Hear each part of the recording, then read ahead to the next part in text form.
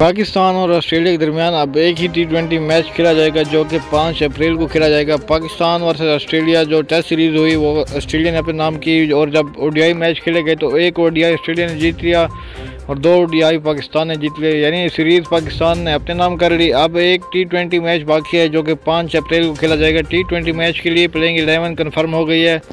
आज की इस वीडियो में आपको प्लेइंग 11 के बारे में बताता हूँ, तो आज की वीडियो को आपने कहीं पर भी स्किप नहीं करना। पाकिस्तान और ऑस्ट्रेलिया के दरमियान T20 मैच के लिए प्लेइंग 11 में सबसे पहले नाम आता है पाकिस्तानी क्रिकेट टीम के तीनों फॉर्मेट कप्तान बाबर आजम का।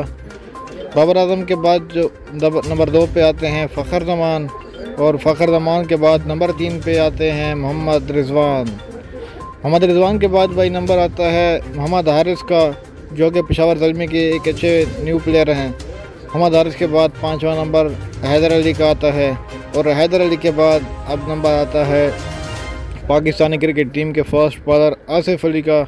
आसिफ अली के बाद 8वां नंबर आता है शहीन शाह अफरीदी का।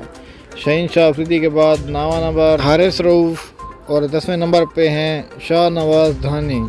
शाहनवाज़ धानी के बाद भाई आते हैं शादाब खान, और शादाब खान के बाद जो सबसे आखिर में हैं और 11वां मोहम्मद नवाज। दोस्तों, आपके ख्याल में क्या ये टीम ऑस्ट्रेलिया को T20 मैच हरा सकेगी? आपने कमेंट बार में ज़रूर बताना है। मैं आप सबके कमेंट का इंतज़ार करूँगा।